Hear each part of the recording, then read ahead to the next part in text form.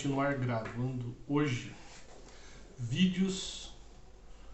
Eu vou gravar mais um vídeo hoje sobre o livro de Gaston Bachelard.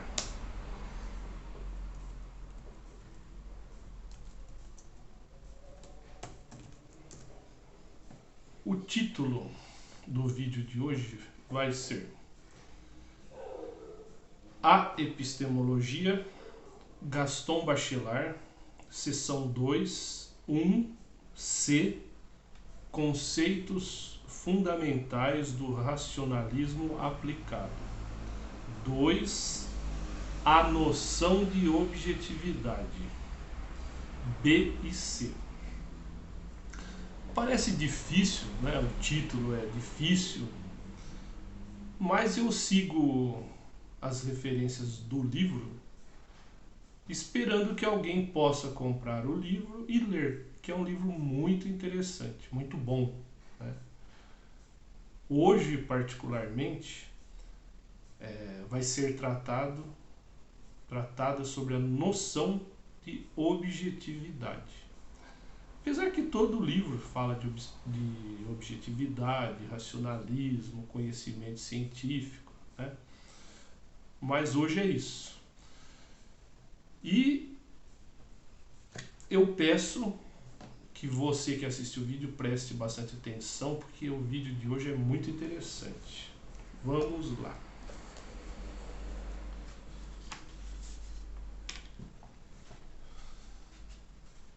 Então, B.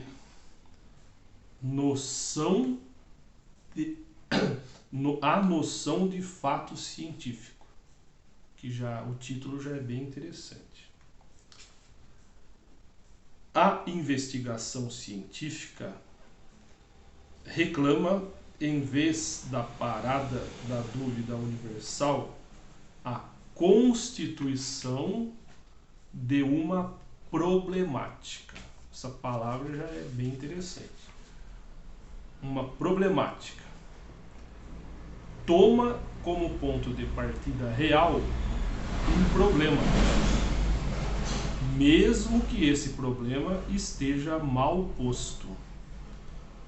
O eu científico é, então, programa de experiências, ao passo que o não eu científico é já problemática constituída.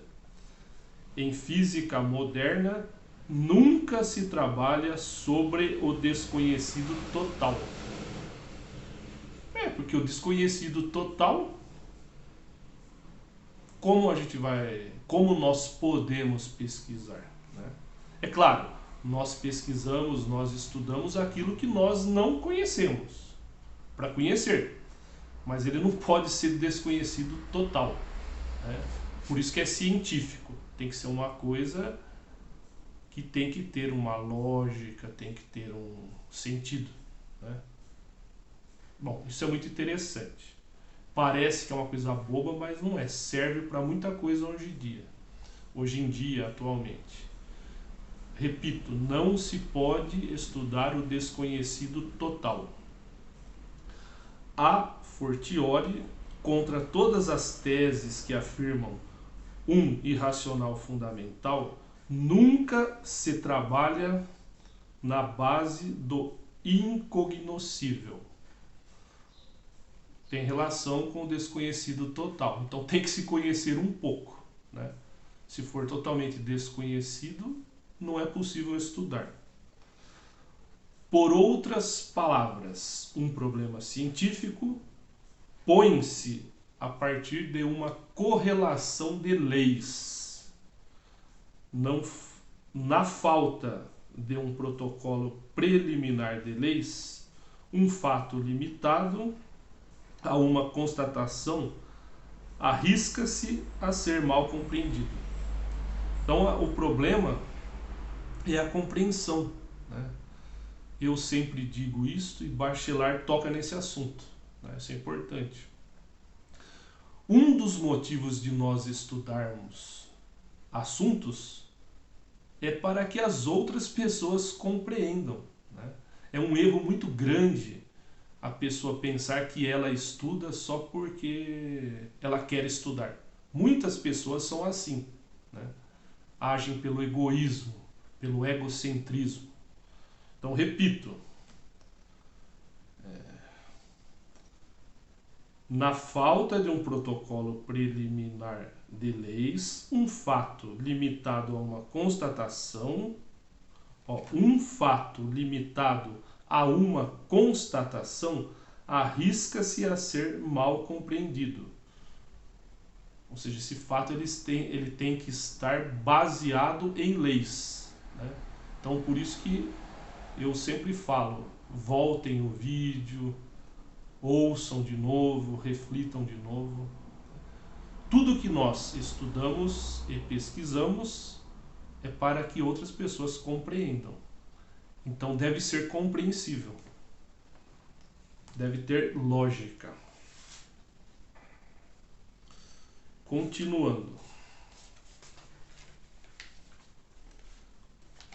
Com efeito, se quiséssemos descrever a atividade do pensamento científico no estilo já célebre do existencialismo, teríamos de dizer que o pensamento científico está sistematicamente em situação de objetivação precisa, de uma objetivação que se expõe como uma escala de precisão.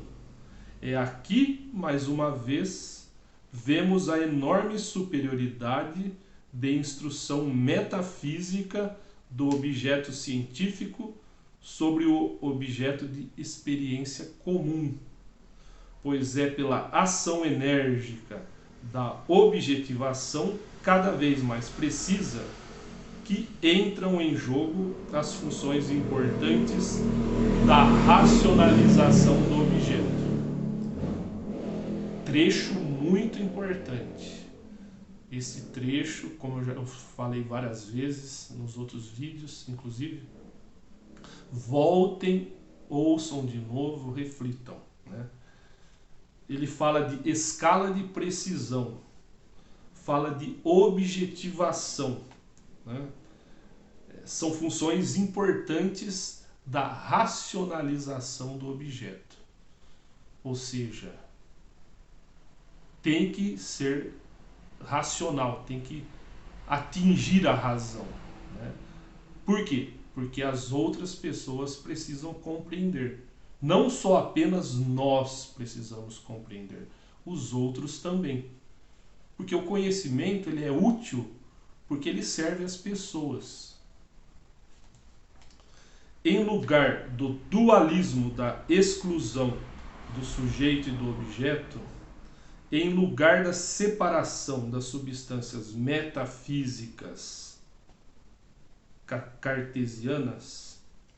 O que são metafísicas cartesianas? Metafísica além da física.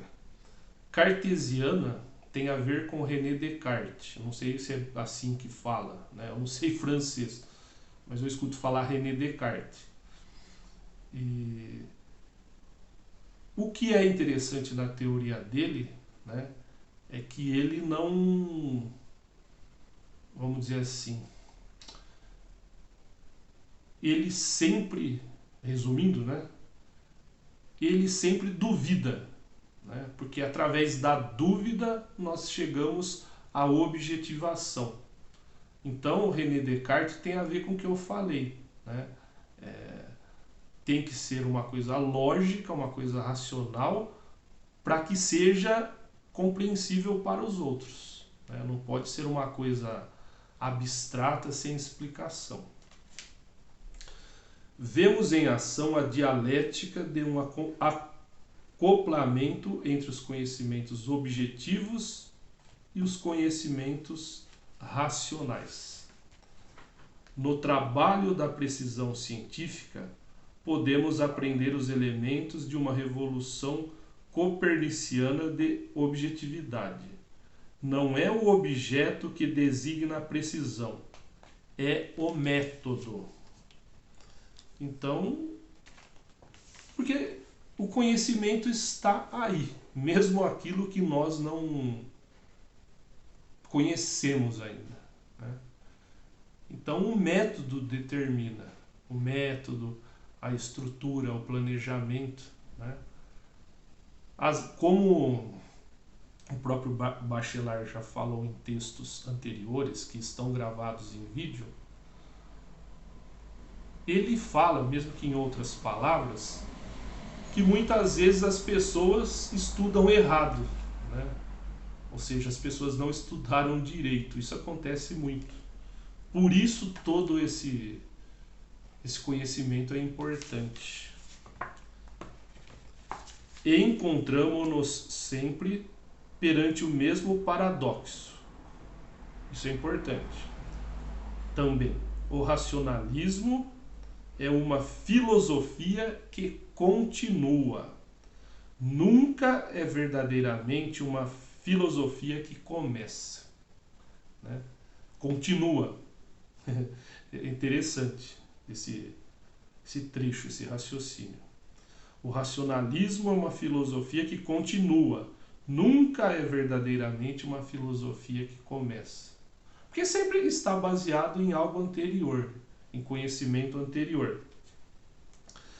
Nestas condições, toda a experiência sobre a realidade, já informada pela ciência, é simultaneamente uma experiência sobre o pensamento científico. E é esta experiência duplicada do racionalismo aplicado que é a adequada para confirmar discursivamente uma existência, ao mesmo tempo no objeto e no sujeito. A existência do sujeito racionalista não poderia ser provada pelo processo unitário. Ela adquire a sua segurança no seu poder dialético. Digamos, dialético podemos dizer, poder de argumentação, de fazer relações, né? Porque ele fala aqui do sujeito e do objeto.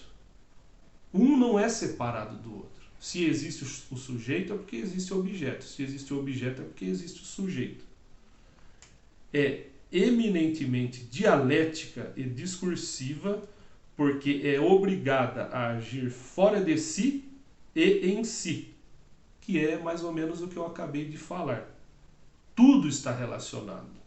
Uma coisa depende da outra, assumindo uma substância e uma existência.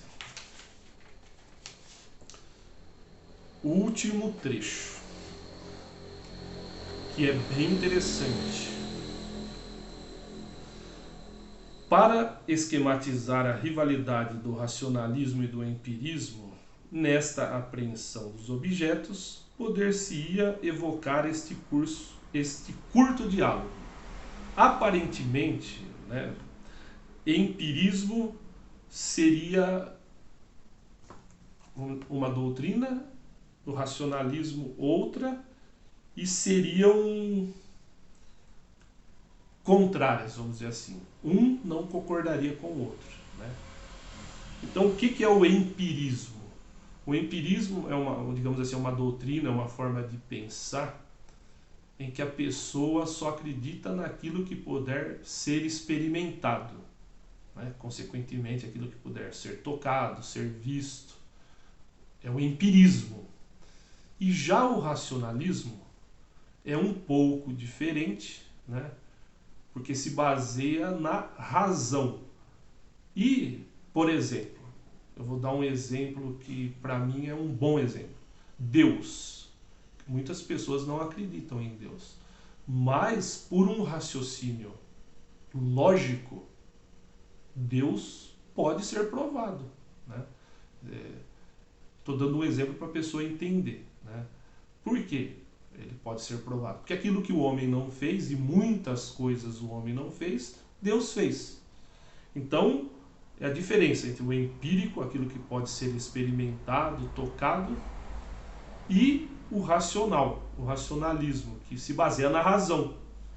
E nem sempre, muitas vezes a razão, ela é possível em coisas abstratas. Bom, então vamos lá o trecho para terminar. O empirista costuma dizer a um racionalista: já sei o que vai dizer.